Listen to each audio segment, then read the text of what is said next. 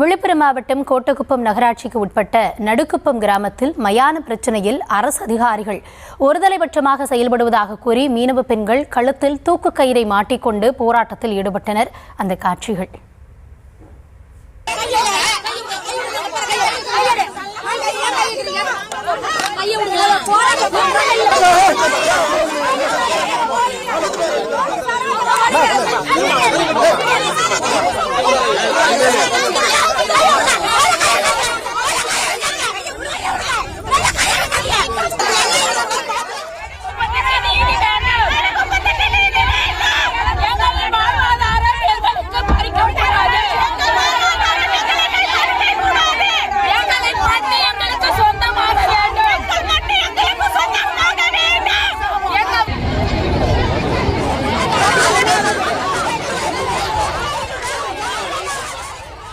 முழுமையான விவரங்களோடு செய்தியாளர் கிருஷ்ணா இணைந்திருக்கிறார். கிருஷ்ணா, விரிவான விவரங்களை வழங்கலாம்.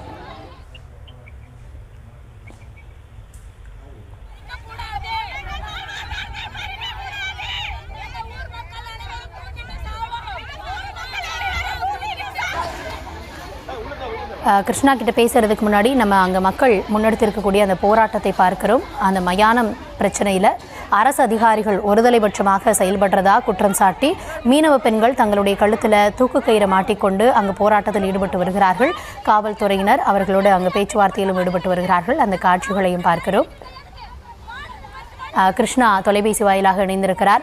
கிருஷ்ணா, அங்கே பெண்கள் தங்களுக்கான பிரச்சனையை பேசி அங்கே போராட்டத்தில் ஈடுபட்டு இருக்காங்க. காவல்துறையினர் பேச்சுவார்த்தை நடத்துகிறாங்களா, இல்லை அங்கே என்ன நடக்குது? புதுச்சேரி அருகே இருக்கக்கூடிய தமிழக பகுதியான விழுப்புரம் மாவட்டம் வானூர் தொகுதிக்கு உட்பட்ட பெரிய கோட்டக்குப்பம் பகுதியில ஆதி திராவிடருக்கு சொந்தமான சுடுகாடு பகுதி இருக்கிறது. இந்த சுடுகாடு பகுதியை பல வருடங்களாக நடுக்குப்பம் மீனவர்கள் ஆக்கிரமிப்பு செய்திருப்பதாகவும் அந்த பகுதியிலே படகுகளை நிறுத்தி வைத்திருப்பதாகவும் மீனவர்கள் ஆதி திராவிட மக்கள் பல்வேறு கட்ட புகார்களும் அரசுக்கு கொடுத்திருக்கிறார்கள். அது மட்டும் இல்லாமல் பல்வேறு கட்ட போராட்டங்களும் நடத்தியிருக்கிறார்கள்.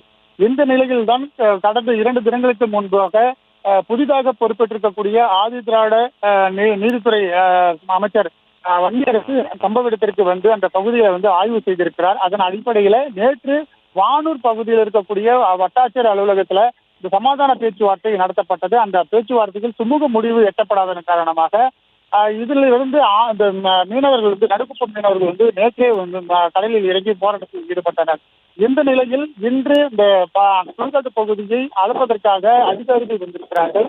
இன்றை அறிந்ததான் நடுக்குப்பம் மீனவர்கள் கடலில் இறங்கி போராட்டத்தில் ஈடுபட்டு வருகின்றனர். ஒருதலைபட்சமாக அதிகாரிகள் செயல்படுவதாகவும் மீனவர்களுடைய வாழ்வாதாரம் அந்த பகுதியில் தான் இருக்கிறது. படகுகளை நிறுத்தி வைப்பதற்கான இடமும் அங்கு மட்டும்தான் இருக்கிறது. மற்ற இடத்தில் படகுகளை நிறுத்த முடியாது.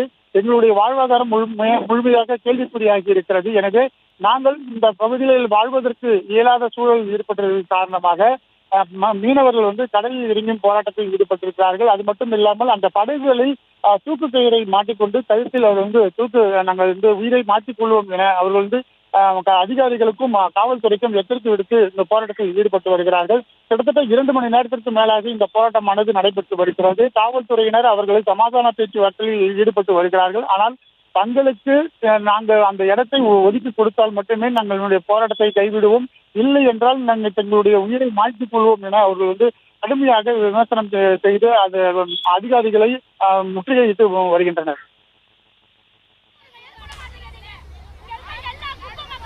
விவரங்களுக்கு நன்றி கிருஷ்ணா.